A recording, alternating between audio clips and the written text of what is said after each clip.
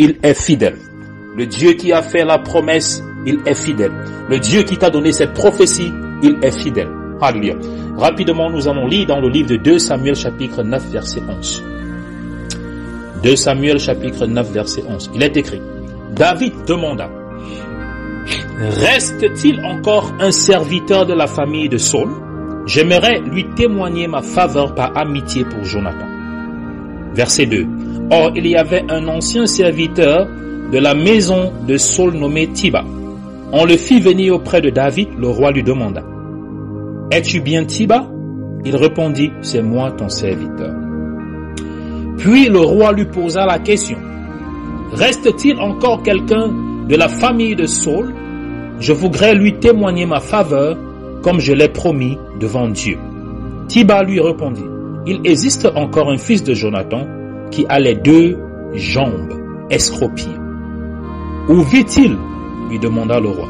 Tiba répondit: dans la maison de Maki, un fils d'Amiel à Lo-Débar. J'aimerais que quelqu'un dise Lo-Débar. Alléluia. Répète après moi ce soir: Lo-Débar. Alléluia. Lo-Débar. Verset 5. Le roi David l'envoya donc chercher à Lo-Débar dans la maison de Maki.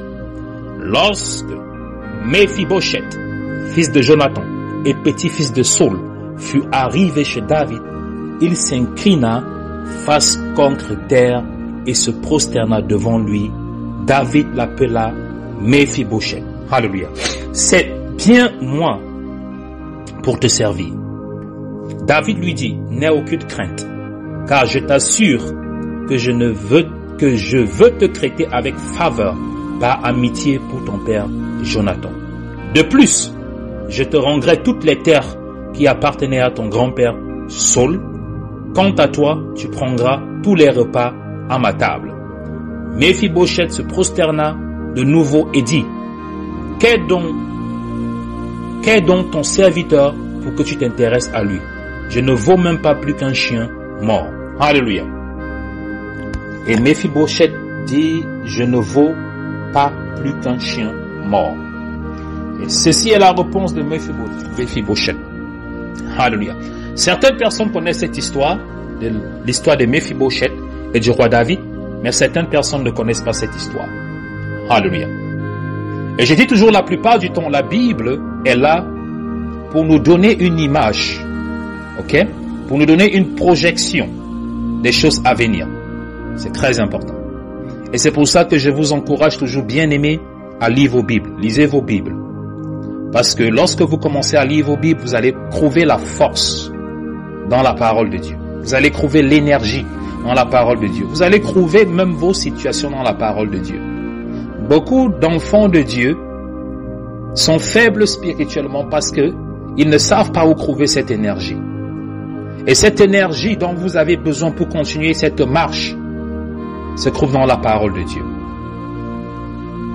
La situation à ton problème se trouve dans la parole de la parole de Dieu. Ce problème peut bien porter le nom de quelqu'un d'autre, mais ce problème est similaire à ton problème. Et lorsque tu commences à méditer la parole de Dieu, tu vas te rendre compte que la même situation que toi tu es en train de traverser, quelqu'un l'a fait au préalablement avant toi. C'est pour ça que la parole de Dieu déclare ceci: il n'y a rien de nouveau sous le soleil. Dans le livre d'Ecclésiaste. Ce que tu vis aujourd'hui, bien-aimé, ce n'est pas étrange, c'est pas nouveau à Dieu. Ce que tu traverses aujourd'hui, bien-aimé, il y a des gens, des centaines, des milliers de personnes avant toi et présentement qui sont en train de traverser ces moments difficiles. Alléluia. Il y a des gens qui ont traversé les mêmes vents et marées que tu es en train de traverser aujourd'hui. Ces gens ont fait confiance à Dieu et Dieu s'est glorifié dans leur vie. Et c'est pour cette raison que toi aussi, tu dois prendre exemple. C'est très important. Regardons à Jésus-Christ, qui est quoi? L'auteur et le finisseur de notre foi. Alléluia. Allons dans notre histoire. Rapidement, je vais faire un petit résumé pour que plusieurs personnes m'écoutent, essaient de comprendre de quoi il est question. Alléluia. Méphibosheth dit ceci: je ne vaux même pas plus qu'un chien mort. C'est ce que Méphibosheth, ce jeune garçon qui est paralysé, il est criblé. Ses 2 pieds, il est infime, il ne marche pas. C'est un jeune garçon. Ok? Un jeune garçon pour qui David a demandé, allé le chercher à Lo-Débar. Lorsque je dis Lo-Débar, qu'est-ce Lo-Débar, c'est quoi? Lo-Débar, c'était une cité où il y avait que les malheureux, les sans-abri, les rejetés de la société, les infimes. Lo-Débar, c'était la société, c'était une cité, une ville où il n'y avait que des gens qui avaient été rejetés. Les bandits, les handicapés. Ok? C'était un endroit où quelqu'un de normal ne pouvait pas rester. Ce n'était que les rejetés de la société qui étaient dans cette ville de Lo-Débar, dans cette cité de Lo-Débar. Et beaucoup de personnes aujourd'hui se trouvent dans Lo-Débar. Et lorsqu'on parle de Lo-Débar, ici, il y a ce qu'on appelle Lo-Débar spirituel. Il y a beaucoup de personnes qui sont spirituellement à Lo-Débar. Alléluia. Lo-Débar, bien que la parole de Dieu nous parle de ce lieu physique où Mephibosheth résidait, où il allait se cacher avec des handicapés, où il vivait, beaucoup de personnes qui m'écoutent aujourd'hui sont dans ce même état spirituel à Lo-Débar. C'est très important. Mais retournons à notre histoire. Mais il y a quelque chose qu'il faut comprendre. Et c'est ce que j'aimerais que vous compreniez ce soir. Écoutez-moi très bien. Dieu connaît chacun d'entre nous. Dieu connaît le cœur de chacun d'entre nous. Dieu n'oublie personne. Écoutez-moi très bien. Tout ce que vous faites dans le nom de Dieu, tout service que vous rendez à Dieu, Dieu écrit cela dans son agenda. Écoutez-moi très bien. Je suis en train de vous apprendre quelque chose de ce soir qui va changer votre vie. Beaucoup d'entre vous, vous n'avez pas la faveur de Dieu. La faveur de Dieu ne vous localise pas, tout simplement parce que Dieu n'a pas votre nom dans son agenda. Écoutez-moi très bien. Dieu a un agenda où il écrit chaque chose, chaque action que nous posons. Écoutez-moi très bien. Ne pensez pas que chaque action que nous posons, Dieu ne voit pas. Écoutez-moi très bien. Lorsque, je le dis toujours la plupart du temps, vous me voyez servir Dieu avec tant de conviction, avec tant de passion, ne pensez pas que je le fais tout simplement parce que le Dieu que je sers ne prend pas note de tous les efforts et de tous les sacrifices que je fais. Chaque sacrifice et chaque effort que je pose en tant que serviteur de Dieu, je sais que Dieu est en train de le noter dans son calepin, dans son agenda. Écoutez-moi très bien, je vais vous apprendre quelque chose de ce soir.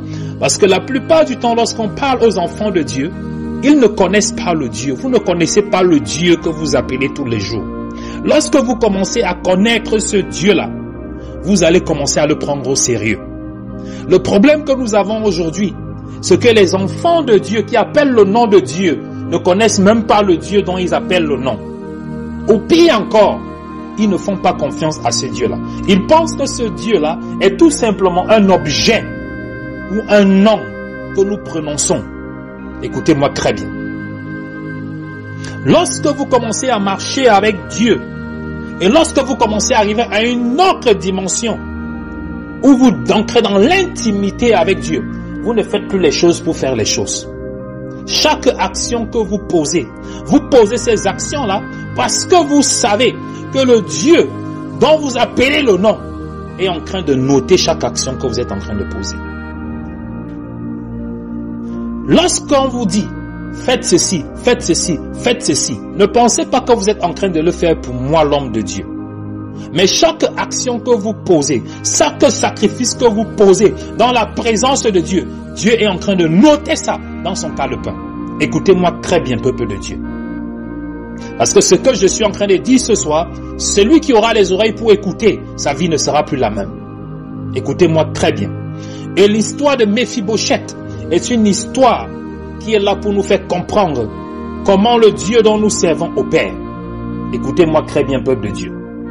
Il y a beaucoup parmi vous aujourd'hui dont la faveur de Dieu n'arrive pas à vous localiser, tout simplement parce que quelqu'un avant vous n'a pas écrit votre nom dans le calendrier ou le calepin de Dieu. Écoutez-moi très bien. Beaucoup parmi nous sommes en train de souffrir aujourd'hui parce que ceux qui nous ont précédés n'ont pas écrit nos noms dans le calepin de Dieu. Et c'est pour cette raison que la faveur de Dieu n'arrive pas à nous localiser. Gloire à Dieu, à notre Seigneur Jésus-Christ qui est venu rectifier ça. chaque action que nous posons, et c'est pour ça que je vous dis toujours tout le temps, bien-aimés, écoutez-moi très bien, chaque action que je pose aujourd'hui, je ne le pose pas pour vous faire plaisir, mais je suis en train d'écrire le nom de mes enfants dans le calepin de Dieu. Écoutez-moi très bien, je vous amène quelque part. Chaque action, chaque sacrifice, chaque semence que je suis en train d'élever aujourd'hui, je ne le fais pas seulement pour moi, parce que je suis en train d'écrire le nom de ma progéniture dans le calepin de Dieu. Écoutez-moi très bien. Parce que ceux qui sont venus avant moi ne l'ont pas fait. Mon père ne l'a pas fait. Mon grand-père ne l'a pas fait. Et je dois venir maintenant corriger cela. Il y a des personnes qui marchent, qui n'ont pas la faveur de Dieu sur leur vie. Il y a des personnes ici d'ailleurs qui marchent, qui ont la faveur de Dieu sur eux, bien même qu'ils ne connaissent pas Dieu. Pourquoi? Il y a quelqu'un qui a fait quelque chose, qui a écrit leur nom dans le calepin de Dieu. Écoutez-moi très bien. Méphibosheth. Qui était Méphibosheth? Qui était Méphibosheth? Écoutez-moi très bien. Méphibosheth était le petit-fils du roi Saül. Écoutez-moi très bien. Le premier roi d'Israël s'appelle Saül. Il est oint dans toute sa grandeur, dans toute sa splendeur. Il a toutes les richesses d'Israël. Il a son fils Jonathan, qui est le prince Jonathan, qui devait le succéder en tant que roi. Ça devait être Jonathan qui devait succéder à Saül dans la royauté. Donc il a le sang royal. Et Méphibosheth dont nous sommes en train de parler ici, il est le fils de Jonathan, donc il est le petit-fils du roi Saül. Donc c'est un prince. Donc normalement, c'est lui qui devait succéder à son père Jonathan, c'est lui qui devait être roi d'Israël. Parce que le premier roi d'Israël, son nom c'était le roi Saül, qui a été établi par Dieu. Donc Méphibosheth est né dans le palais royal. Parce que lorsqu'il est né, son grand-père est encore roi. Donc il est né avec une cuillère en or dans sa bouche. Écoutez-moi très bien. Il est né avec quoi? Avec une cuillère en or dans sa bouche. Beaucoup vont me dire comment il a fait pour se retrouver à Lo-Débar, dans la ville où il y a les rejetés, dans la ville où il y a les démunis, dans la ville où il y a les handicapés. Comment un prince a fait pour se retrouver dans le départ? C'est pour vous dire ceci. La première leçon qu'il faut écouter. Écoutez-moi très bien. La première leçon que nous devons prendre de cette histoire, c'est ceci. Là où tu es aujourd'hui, ne te réjouis pas. Parce que tu ne sais pas là où tu vas finir demain. Et c'est pour cette raison que lorsque vous voyez ces personnes-là, aujourd'hui, parce qu'ils ont une position, parce qu'ils ont de l'argent, ils se disent que ça sera comme ça. La vie dans laquelle nous vivons a des surprises. La vie dans laquelle nous vivons, c'est pour ça qu'on dit accrochez-vous à Dieu. Parce que aujourd'hui, tu peux être dans le palais royal. Demain, tu ne connais pas là où tu vas te trouver. Parce que personne ne connaît. Même des présidents. Il y a des présidents qui ont été présidents, mais ils ne savaient pas que le lendemain, on allait faire le coup d'État pour les enlever. Donc personne ne connaît à quoi son demain est fait. C'est pour ça qu'il est important pour nous de nous attacher à Dieu. Repartons à notre histoire. Comment Méphibosheth a fait pour se retrouver à Lo-Débar? Comment il a fait pour quitter du palais royal et il se retrouve à Lo-Débar, dans la cité des démunis? Un prince. Je dis ceci. Méphibosheth est le fils de Jonathan. Jonathan qui est le fils du roi Saül. Le roi Saül a été établi par Dieu comme roi d'Israël, mais il désobéit à Dieu. Il rejette Dieu. Il commence à se tourner, à faire des choses que Dieu n'approuve pas. Qu'est-ce que ça fait maintenant? Dieu le rejette. Et lorsque Dieu le rejette, Dieu enlève la royauté entre ses mains. Ça veut dire que son fils Jonathan qui devait le succéder, Dieu enlève cette royauté et Dieu prend la royauté qu'il avait donnée au roi Saül, il donne à David. C'est comme ça que David devient roi.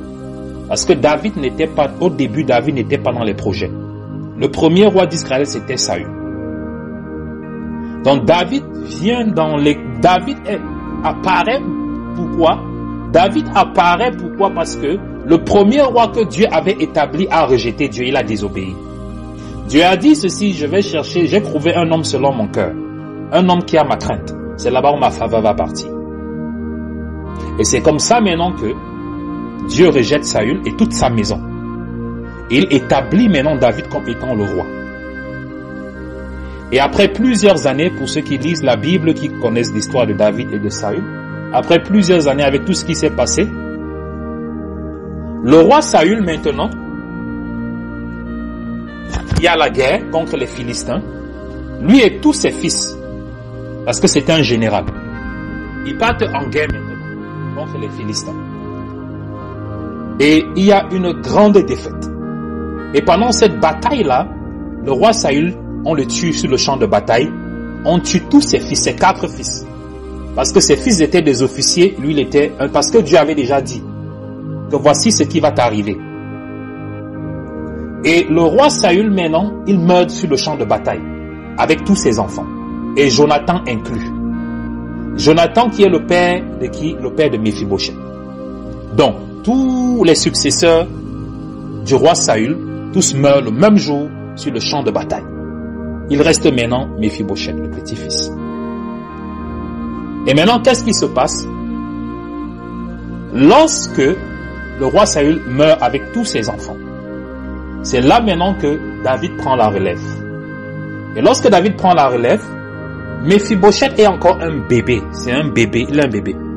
La servante, parce que c'était coutume en Israël, ou dans l'Ancien Testament, ou dans l'Ancien. Lorsque un nouveau roi venait, était établi, qu'est-ce qu'il faisait? Il devait tuer tous les hommes. Toute personne qui avait le sang de l'ancien roi, il devait tuer tous les hommes. Tous les tuer. Aucun homme ne devait rester dans la famille du roi précédent. Pourquoi? Parce que cet homme-là, à tout moment, pouvait se lever plus tard pour réclamer la royauté à ce nouveau roi. Écoutez-moi très bien. Parce qu'il faut comprendre le contexte historique de la Bible. Il faut comprendre. Donc, Méphibosheth, qui reste le seul homme dans la maison de Saül, peut réclamer la royauté. Parce qu'il est le petit-fils à tout moment. La servante maintenant prend le bébé. Elle veut aller le cacher pour le protéger. Elle veut aller le cacher que du moment où on va commencer à tuer tous les hommes, le bébé Méphibosheth sera protégé. On ne pourra pas le toucher. Donc maintenant, lorsqu'elle ramasse le bébé Méphibosheth, elle commence à fuir avec le bébé. Et pendant qu'elle fuit avec le bébé, elle arrive quelque part où elle trébuche. Et lorsqu'elle trébuche, l'enfant tombe de ses mains. Et lorsque l'enfant tombe au sol, c'est là où ses pieds se cassent. C'est là où il devient paralysé. On dit acrophié. Méphibosheth devient acrophié. Et c'est là maintenant que son grand-père qui était roi avait tout perdu. Et Méphibosheth maintenant qui est ce bébé-là qui est paralysé, on le prend pour aller à Lo-débar avec lui pour le cacher là-bas. Il ne pouvait plus servir à rien parce qu'il était déjà paralysé. Un paralytique ne pouvait pas prendre la royauté. Donc pour lui c'était déjà fini. On allait le cacher. Donc je suis en train de vous expliquer comment l'erreur d'un individu peut causer tant de tort sur sa lignée. Ça c'est la faute de Saül. Il a rejeté Dieu. Et non pas parce qu'il a rejeté Dieu, il a perdu tous ses enfants, il a perdu la royauté. Même ses petits-enfants ont payé le prix. Qu'est-ce que le bébé Méphibosheth a fait pour mériter ça? Ce sont les erreurs que son grand-père a causées. C'est ça qui est en train de poursuivre, qui descendait. Et c'est ça qu'on appelle la malédiction. Et je le dis toujours, chaque action que vous posez, ne pensez pas que ces actions-là vont s'arrêter à vous. C'est pour ça que la parole de Dieu déclare dans le livre de Galates, on ne se moque pas de Dieu. Ce qu'un homme aura semé, il fera quoi? Il le récoltera. Écoutez-moi très bien. Certaines personnes vivent comme si la vie était uniquement pour eux. Certaines personnes vivent, ils se comportent comme si leurs actions vont uniquement se limiter à eux. Non.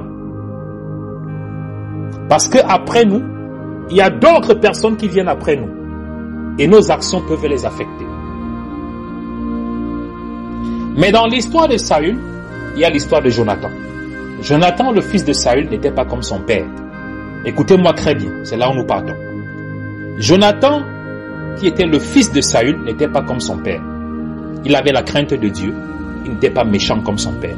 Lui, il a décidé de faire le bien. Et c'est là où il a ancré dans l'alliance avec David, avant que David ne soit roi. Il a protégé David, il a marché dans la crainte de Dieu. Jonathan, alors que son père faisait le contraire, il a fait un choix. Il a décidé de servir Dieu, marcher avec Dieu, il a ancré dans une alliance avec David, il a protégé David. Lorsque Saül était en train de persécuter David, c'est Jonathan qui le protégeait. Pourquoi? Parce que Jonathan avait compris ce que Dieu avait dit, que le royaume d'Israël avait été donné à David. Il est ancré dans une alliance avec David. Lorsque il meurt sur le champ de bataille, Jonathan maintenant, il meurt sur le champ de bataille avec son père, avec tous les fils, avec tous ses frères. Il reste son fils, Mephibosheth. Je vous ai déjà raconté l'histoire de Mephibosheth. Là, Mephibosheth se trouve. C'est là où maintenant notre histoire arrive. David maintenant se rappelle. La parole de Dieu dit un jour il se lève, et ça c'est le Saint-Esprit. Et David se lève sur la table de roi. David est déjà roi. On ne connaît plus rien sur Saül. Saül est mort depuis, ses fils sont morts, il n'y a plus rien. David se lève un matin, il est roi. Et c'est là où il dit maintenant, n'y a-t-il quelqu'un dans la famille de Saül qui est encore vivant? Il ne connaît pas, mais il pose la question. Et ça c'est le Saint-Esprit.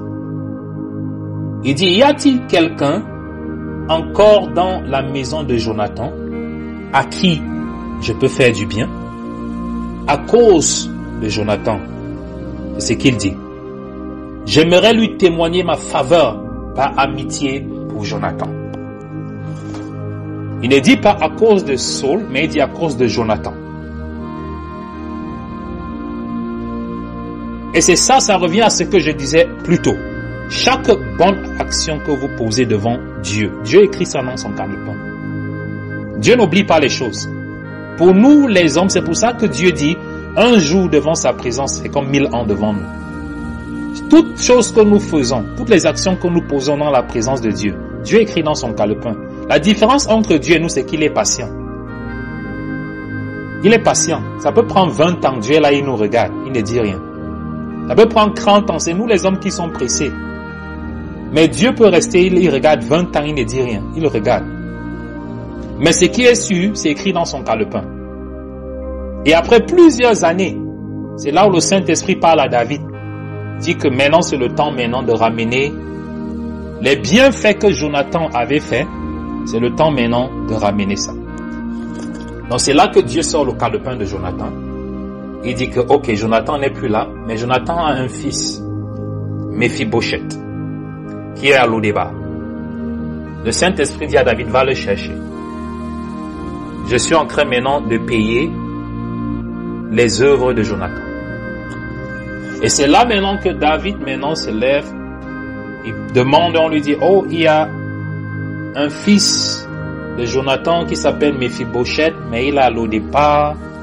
David dit, allez le chercher. Et on va chercher Mephibosheth et on l'amène dans le palais. Dans de Lo-Débar au palais. Il pensait que tout était déjà fini pour lui. Il vivait à Lo-Débar, il avait déjà tout perdu. Atrophié dans ce lieu-là de rejet. Mais un matin, on est venu le prendre, on l'a retiré de Lo-Débar pour l'amener à Jérusalem, sur la table du roi. Et David a dit, à cause de mon amitié avec Jonathan, ton père, je vais te redonner tous les terrains de ta famille. Tous les biens, je te le redonnerai. À cause de quoi? À cause de mon amitié. Écoutez-moi très bien. La faveur de Dieu ne vient pas sur nos vies parce qu'on prie. Écoutez-moi bien. Écoutez-moi très bien. La faveur de Dieu ne va pas te localiser parce que tu vas te lever et prier. La faveur de Dieu ne te lève pas. Parce que si la prière ouvrait nos portes, ce que nous tous aujourd'hui, nous sommes riches, nous sommes bien. Ce qu'aucun homme de Dieu ne souffre. Si c'était seulement la prière. Écoutez-moi très bien. La prière est importante. Pourquoi? Parce que la prière nous fait entrer dans la faveur de Dieu. Mais je veux vous faire comprendre qu'il y a au-delà de la prière. C'est ça que je vous enseigne tous les jours en vous disant ceci. Chaque action que vous posez dans l'œuvre de Dieu, écoutez-moi très bien, Dieu écrit ça dans son calepin. Chaque chose que vous posez, ne pensez pas que, oh, je vais faire ça, pourquoi? Je vais donner ça, pourquoi? Je suis en train de donner aux hommes. Est-ce que Jonathan, lorsqu'il faisait le bien, c'est à Dieu qu'il avait fait le bien? C'est à David qu'il avait fait le bien, c'était pas à Dieu. Écoutez-moi très bien. Parce qu'aujourd'hui, certaines personnes sont tellement limitées en pensant que, non, si je fais ça pour l'œuvre de Dieu, si je fais ça pour ceci, ce n'est pas Dieu, je suis en train de, on trouve tout, et le diable maintenant vient vous manipuler pour vous faire comprendre que non, écoutez-moi très bien, Dieu n'a pas besoin qu'on lui donne quelque chose. Il n'a pas besoin de ça. C'est pour ça qu'il dit, lorsque j'avais faim, vous m'avez donné à manger. Lorsque j'étais nu, vous m'avez revêtu. Lorsque j'étais en prison, vous m'avez rendu visite. Lorsque j'étais orphelin, vous m'avez donné à manger. Vous l'avez fait à ces orphelins, c'est à moi que vous avez fait. Écoutez-moi bien. Chaque chose que nous faisons à un proche, ou chaque chose, action que nous posons dans la maison de Dieu, c'est à Dieu que nous sommes en train de le faire. Écoutez-moi très bien. Chaque action que vous posez, Dieu ne va pas descendre pour venir étendre sa main pour que vous lui donnez la semence, vous lui donnez la dîme, vous lui donnez le franc, vous lui donnez whatever ce que vous lui donnez. Dieu ne va pas descendre du ciel pour tendre sa main pour que vous mettez pour dire ok c'est à Dieu. Non. Dieu se rappelle de Méphibosheth à cause du bien que Jonathan avait fait à David. C'est pour ça que Dieu se rappelle de lui, le bien que Jonathan avait fait à David. Dans le service du ministère de David. Et c'est là maintenant que Dieu se rappelle. Il dit, ah, va chercher Méphibosheth. Parce que moi, Dieu, je ne mens pas. Peu importe le nombre d'années que ça va prendre. Moi, Dieu, je ne mens pas.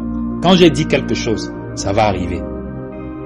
Je ne suis pas un homme pour mentir, ni le fils d'un homme pour me repentir. Ce que j'ai déclaré, je veille que ma main l'accomplit. Ce que ma bouche a déclaré, ma main l'accomplit. Et c'est ce que j'aimerais dire à chaque personne qui m'écoute ce soir. Il y a un temps, il faut être sérieux avec Dieu. Et je me rends compte qu'aujourd'hui, beaucoup de personnes, les enfants ne sont pas sérieux avec Dieu. Vous servez un Dieu que vous ne connaissez pas. Il n'y a pas de foi. Il n'y a pas de consistance. Il n'y a pas de sérieux. Et vous voulez attirer la faveur de Dieu sur vos vies. Vous pensez que la faveur de Dieu va être attirée sur vos vies tout simplement à cause de la prière, tout simplement à cause que l'homme de Dieu va prophétiser sur votre vie. Vous pensez que c'est ça qui va attirer la faveur de Dieu? C'est ça que j'ai dit, il y a une différence entre le miracle et la bénédiction. Je peux prier pour vous, le miracle est déclenché. Mais je vous ai dit que le miracle est provisoire et la bénédiction est permanente. Et la faveur de Dieu, c'est la bénédiction. Ça veut dire que ça reste sur votre table. Et c'est ce qui est arrivé à Méphibosheth. C'était la bénédiction et non le miracle. Le miracle devait être que le roi David allait dire à lui donner la nourriture. Apportez-lui la nourriture là-bas à l'au départ. Ça, c'est le miracle. Un jour, on arrive, on lui donne la nourriture. Il va manger la nourriture, ça va finir. C'est ça le miracle. Mais David a dit, allez le chercher et amenez-le ici. Il va manger avec moi tous les jours. C'est ça qu'on appelle la bénédiction. La bénédiction, la faveur de Dieu, ça veut dire que c'est constant, c'est permanent. Ce n'est pas qu'aujourd'hui tu es guéri, demain tu es malade. Aujourd'hui tu es guéri, demain tu es malade. Aujourd'hui tu as, demain tu n'as pas. Ça, ce n'est pas la bénédiction. Toutes les portes sont fermées. On va prier, prier, prier, prier. Une porte va s'ouvrir. Après, crois-moi encore, tu viens encore. Homme de Dieu, c'est fermé. On prie, prie, prie, prie, prie, prie. On ouvre encore la porte. En haut, en bas, en haut, en bas. Ta vie en haut, en bas, en haut, en bas. Aucune consistance. Aucune consistance dans ta vie. Pourquoi? Parce que tu es en train de courir après le miracle, tu n'es pas en train de courir après la bénédiction.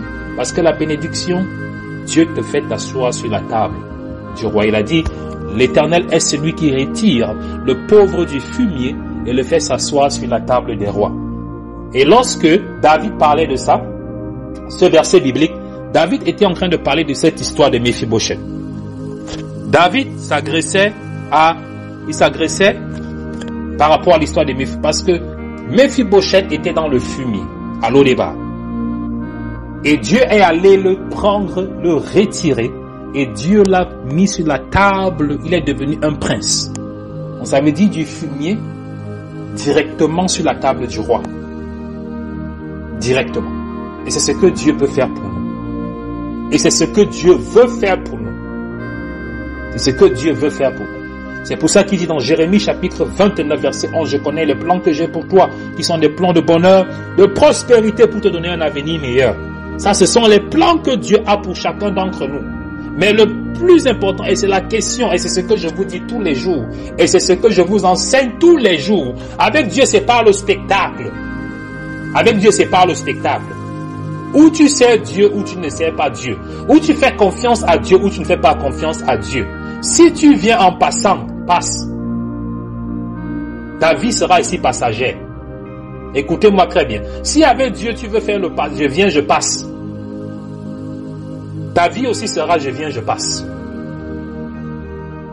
Mais du moment où tu veux t'asseoir et dire à Dieu, toi et moi, ton pied, mon pied, c'est là où tu vas voir la main de Dieu sur ta vie. C'est là où tu vas voir la main de Dieu. Vous allez voir des enfants de Dieu qui viennent tous les jours dans la boîte, dans ma boîte. Oh, homme de Dieu, homme de Dieu, homme de Dieu. Il y a des centaines de personnes. C'est tout simplement, je vais vous dire quelque chose.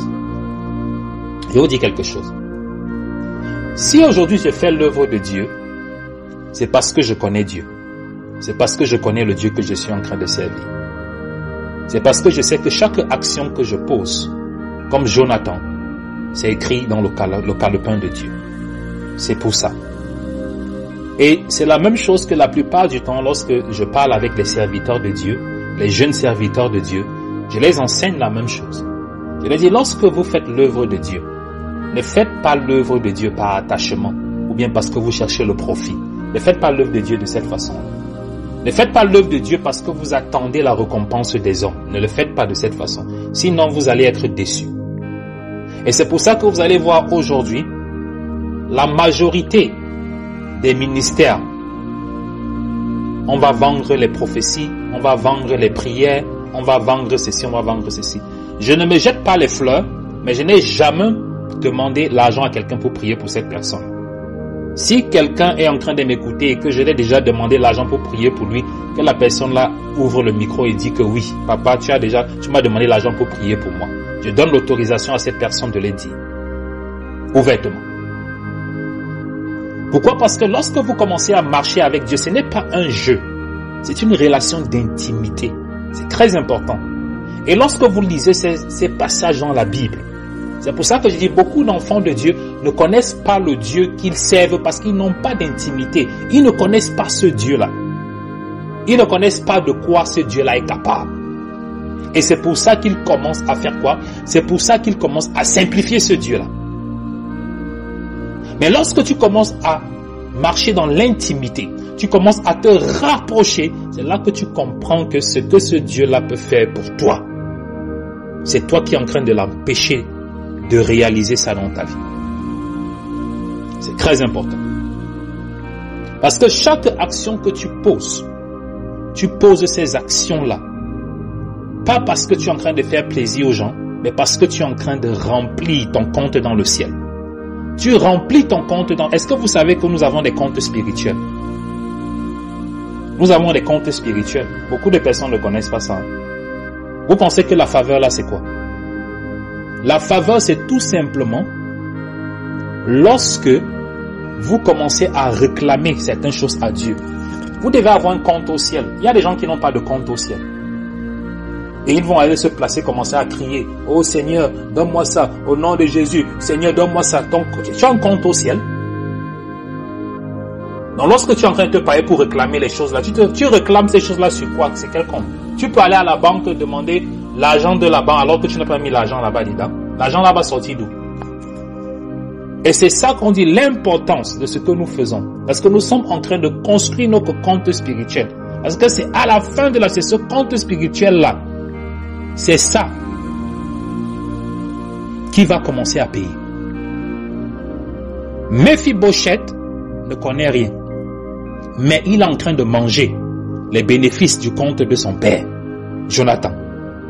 Il bénéficie des bénéfices de son père, Jonathan. Lui, il ne connaît rien, il n'a rien fait, il n'a aucun compte. Mais c'est lorsque le compte de son père, Jonathan, lorsqu'il vivait encore, il a bâti, il a servi Dieu. C'est ce compte-là qui était en train d'être rempli, bâtissait son compte au ciel. Et lorsque Jonathan est parti, tous, la famille du roi Saül, ils sont tous morts. Mais Jonathan, qui était différent des autres, a bâti un compte spirituel. Son nom était écrit dans le calepin de Dieu. Et c'est ce compte-là qui a commencé à parler dans la vie de son enfant. C'est ce compte-là qui a changé la destinée. C'est ça qu'on appelle la faveur. La faveur ne sort de nulle part. Donc ne restez pas là, vous asseyez, vous pensez que demain, la faveur va aller localiser vos enfants. Alors que vous n'avez pas écrit leur nom dans le compte, dans le calepin de Dieu. Vous pensez que ça va venir d'où? Aujourd'hui, nous payons le prix de ceux qui sont venus avant nous. Nous nous trouvons dans des situations aujourd'hui où nous n'avons aucune faveur, le rejet. Tout ce qui est mauvais, lorsqu'un petit truc de bon veut te localiser un peu, c'est comme si c'est la fin du monde. Tout ce qui est mauvais, c'est toi que ça localise. Mais tout ce qui est bien, ça ne te connaît pas. Ça, quand ça arrive devant ta porte, ça change la route. Mais tout ce qui est bien, c'est ta porte que ça cogne. Tout ce qui est mauvais, c'est ta porte que ça va cogner. Allons-nous faire les mêmes erreurs que nos prédécesseurs ont fait? Ou allons-nous être comme Jonathan? Allons-nous être comme Saül? Ou allons-nous être comme Jonathan? Parce que Saül, le compte qu'il avait au ciel, il a perdu tous ses enfants. Tous ses enfants sont morts le même jour. Ça, c'est son compte qu'il avait au ciel. C'est ça qu'on appelle la malédiction. Mais son fils Jonathan, bien même qu'il est mort à cause de ce que son père a fait, mais il a laissé un compte différent. Et c'est ce compte différent-là qui allait localiser son fils. À l'au départ, Mephibosheth. C'est ce compte-là qui allait le prendre à Mephibosheth et l'amener dans la présence du roi.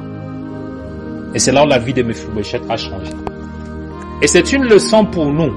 C'est très important. Parce que lorsque Dieu nous donne la parole de Dieu a été écrite des siècles plus tôt. C'est pour nous apprendre. On ne marche pas sur cette terre par hasard. C'est ça que j'ai dit. On ne marche pas sur cette terre par hasard. Toi qui es en train de m'écouter, tu n'es pas sur cette terre par hasard. Ce que nous vivons aujourd'hui, il n'y a rien de nouveau. C'est ça que la Bible dit qu'il n'y a rien de nouveau sur le soleil. Donc si toi tu vis aujourd'hui, tu penses que ta vie c'est nouveau devant Dieu. Ton problème c'est nouveau devant Dieu. Tes combats c'est nouveau. Dieu n'a jamais vu ça. Tu es en train de te mettre le doigt dans l'œil. Parce que Dieu m'a dit, il n'y a rien sur la terre que je ne connais pas. Il n'y a rien sur la terre que je n'ai jamais vu. Donc c'est pour cette raison que Dieu nous donne ces exemples pour nous faire comprendre que ton cas n'est pas désespéré. Même si tu es à l'eau des bars aujourd'hui, la faveur de Dieu peut te localiser. Même si tu es dans les problèmes dans lesquels tu te trouves aujourd'hui, la faveur de Dieu peut te localiser là où tu te trouves. C'est très important. Mephibosheth, qui était rejeté à l'eau départ avec les brigands, les handicapés, la faveur de Dieu allait le localiser. Peu importe là où tu te trouves. Lorsque la faveur de Dieu doit te localiser, elle va te localiser. C'est pour cette raison qu'il a dit, il est celui qui retire le pauvre du fumier. Dieu s'en fout de ton identité, il s'en fout de ta position, il s'en fout de ton travail. Dieu s'en fout de ça. Il s'en fout de tout ça. Que tu sois fils de ministre, que tu sois président, Dieu s'en fout de tout ça. Il ne respecte pas ça. La seule chose que Dieu respecte, c'est un homme qui a la crainte de Dieu, c'est tout. Le reste là, ça passe devant lui. La seule chose dont Dieu respecte, c'est un homme qui a la crainte de Dieu. Le reste là, ça passe. Les présidents passent, les rois vont passer, les ministres vont passer, les milliardaires vont passer, Les stars vont passer. Ils sont tous passés. Ils vont passer, ils passent. Et la seule chose dont Dieu respecte, c'est un homme ou c'est une femme qui a la crainte de Dieu. C'est tout ce dont Dieu respecte.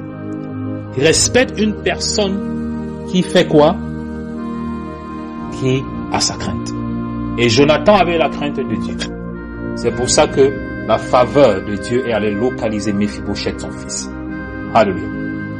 Et c'est ça que je voulais partager avec toi, bien-aimé. Ce message que je voulais partager, que le Saint-Esprit voulait parler à quelqu'un ce soir. Toi qui es à Lo-Débar, la faveur de Dieu va te localiser. Alléluia. La faveur de Dieu va te localiser, toi qui es à Lo-Débar. Au travers de ce ministère, au travers de cette onction, au travers de cette alliance, la faveur de Dieu va te localiser à Lo-Débar. Lo-Débar représente quoi? La situation où il n'y a pas d'espoir. Le lieu où il n'y a plus d'espoir. Le lieu où ce sont les rejetés, les démunis de la société. Cette situation dans ta vie où tu penses qu'il n'y a plus d'espoir. Cette maladie-là, tu penses qu'il n'y a plus d'espoir. Les docteurs t'ont dit qu'on ne peut pas te traiter. Ce VIH, on ne peut pas te traiter. Hépatite B, on ne peut pas te traiter. On ne peut plus rien faire pour toi. Dans la situation dans laquelle tu te trouves, c'est ça qu'on appelle le départ spirituel. Et plusieurs personnes se trouvent dans cette situation où les hommes ont déjà dit c'est fini pour toi. Et la même chose, on a dit à Méphibosheth, c'est fini pour toi. Ton grand-père est mort, ton père est mort. C'est là où tu vas finir ta vie. Il n'y a plus aucun espoir. On a tout pris les biens. Vous ne pouvez plus rien. Cache-toi. Parce que si tu sors même là, on va même finir avec toi. Donc il n'y avait plus d'espoir. Et plusieurs personnes qui m'écoutent aujourd'hui sont dans la même situation que Méphibosheth. Mais gloire soit rendue à notre Seigneur Jésus-Christ. Alléluia. Qui connaît chacun d'entre nous. Qui connaît nos problèmes. Qui connaît nos défis. Qui connaît nos défaites, nos challenges. Gloire soit rendue à notre Seigneur Jésus-Christ. Qui connaît chacun d'entre vous. Alléluia. Et c'est pour cette raison que je vais lever ma voix pour prier pour chacun d'entre vous. Alléluia. Toi qui es à Lo-Débar, je vais prier pour toi que la faveur de Dieu te localise. La faveur de Dieu te localise. De la même façon que la faveur de Dieu a localisé Méphibosheth, je vais prier en ce moment bien précis que la faveur de Dieu te localise dans ton Lo-Débar spirituel. Ton Lo-Débar spirituel. Que la faveur de Dieu te localise là où tu te trouves au nom puissant de Jésus-Christ de Nazareth. J'aimerais que tous ceux qui m'écoutent ce soir, là où tu te trouves, alléluia, la première chose que je vais te demander, c'est de faire confiance à Dieu. La deuxième chose que je vais te demander, construis ton compte spirituel. Ne simplifie pas les choses de Dieu. Construis ton compte spirituel. Ne simplifie pas les choses de Dieu. Chaque action que tu poses dans la maison de Dieu, tu es en train de bâtir ton compte spirituel. Et ce compte spirituel que tu es en train de bâtir, le moment venu, comme Méphibosheth, va parler en ta faveur. Non pas seulement parler pour toi, mais pour tes enfants aussi. C'est très important. On ne réussit pas dans ce monde parce qu'on est éduqué. On ne réussit pas dans ce monde tout simplement parce que nous venons des familles aisées. On ne réussit pas dans ce monde tout simplement parce que nous avons des relations. Non, c'est plus profond que ça. On réussit dans ce monde parce que nous avons la faveur de Dieu sur nous. C'est très important. Et j'aimerais que toi qui es en train de m'écouter ce soir, tu te rappelles de ça. C'est très important. Et je vais prier pour chacun d'entre vous. Alléluia. Seigneur Jésus-Christ, je prie et je déclare maintenant que ta faveur localise tous tes enfants qui se trouvent à Lo-Débar maintenant au nom puissant de Jésus-Christ de Nazareth. Je prie, Seigneur, que ta faveur les retire de Lo-Débar au nom de Jésus-Christ de Nazareth. Là, ils ont été enfermés. Là, ils ont été enterrés. Là, ils ont été exilés. Je déclare et décrète qu'ils sortent de Lo-Débar maintenant au nom puissant de Jésus-Christ. Qu'ils sortent de Lo-Débar au nom puissant de Jésus-Christ. Que ta faveur les localise dans ce lieu. Que ta faveur les localise dans ce lieu. Que ta faveur les localise à Lo-Débar. Qu'ils sortent de Lo-Débar. Je te commande de sortir de Lo-Débar maintenant. Toi qui es soumis au son de ma voix, sors de Lo-Débar au nom de Jésus-Christ. Sors de Lo-Débar au nom de Jésus-Christ. Sors de ce lieu aride. Sors de ce lieu aride. Là où tu as été enfermé. Au nom de Jésus-Christ de Nazareth. Sors de ce lieu où rien ne marche.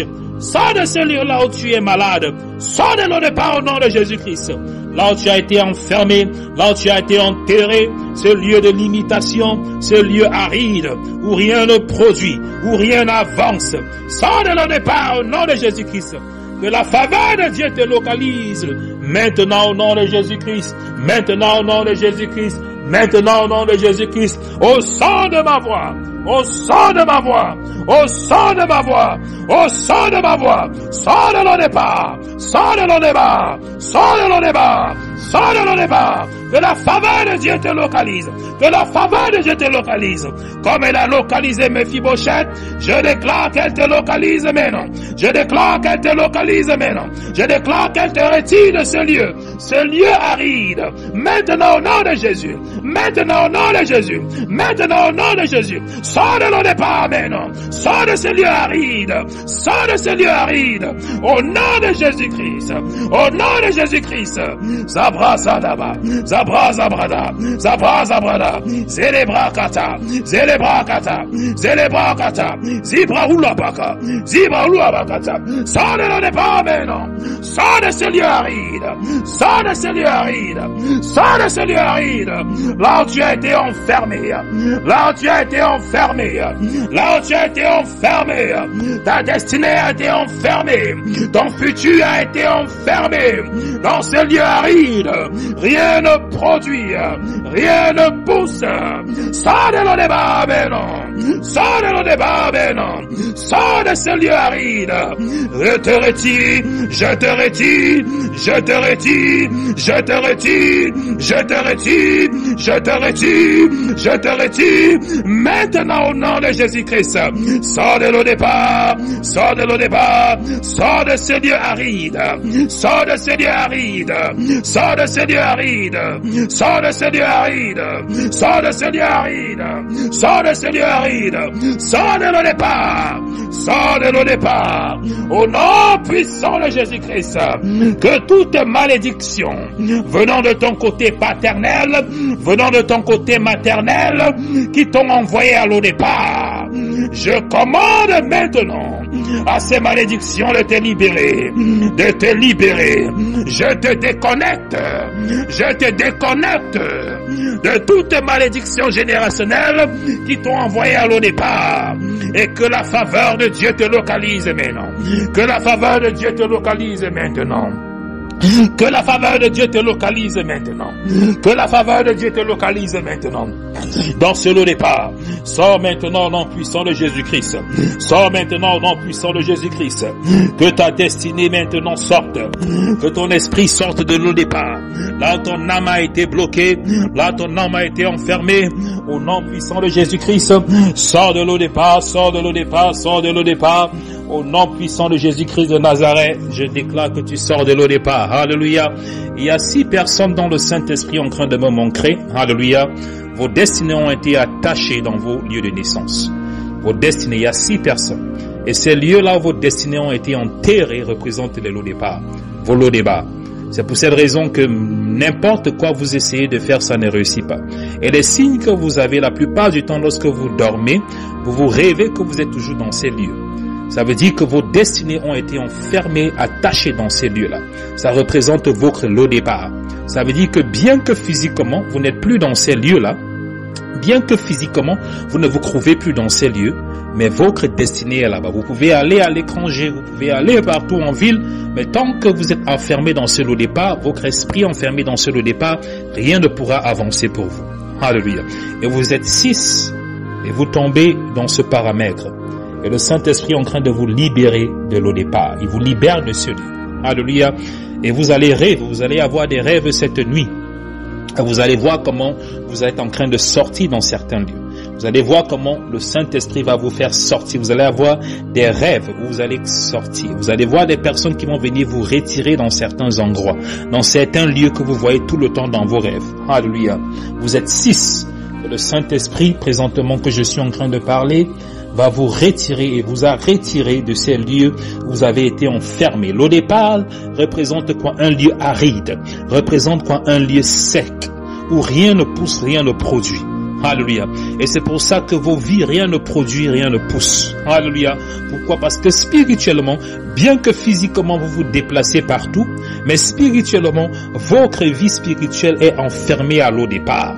Quel que soit ce que vous essayez d'entreprendre, ça n'avance pas, ça ne réussit pas. Pourquoi? Parce que vous êtes spirituellement dans le lot départ, dans vos villages, dans vos quartiers, dans les lieux où on vous a entaché, on vous a enterré, on vous a enfermé. Alléluia. Mais ce soir, au travers de ce message, le Saint-Esprit, le Dieu de l'Alliance Schéma, est en train de vous libérer et plein d'autres personnes. Alléluia. Il y a 10 autres personnes aussi qui ont des problèmes différents. Alléluia. Dans le Saint-Esprit aussi en train de les libérer. Je suis en train de voir 2 personnes qui sont dans le lot départ de la maladie. Alléluia. D'où les parts de la maladie. Ça veut dire vous avez cette maladie dans vos corps qui est une source de dévoreurs financiers qui cause tant de problèmes, tant de confusion, que le Seigneur vous retire de ce lot départ. Alléluia. Lot départ de maladie. Je suis en train de voir 2 personnes, 2 de mes sœurs qui sont dans le lot départ de la stérilité. Alléluia. Stérilité, vous n'arrivez pas à concevoir. Et ça cause des problèmes. Alléluia. Des problèmes constamment. Alléluia. Dans vos ménages. Alléluia. Ma prière pour vous, c'est que le Saint-Esprit vous fasse sortir du lot départ de la stérilité au nom puissant de Jésus-Christ de Nazareth. Je déclare et décrète que le Saint-Esprit vous localise avant la fin de cette année, que vous concevez au nom puissant de Jésus-Christ de Nazareth. Car le Dieu de l'Alliance Schéma vous a localisé comme il a localisé Méphibosheth.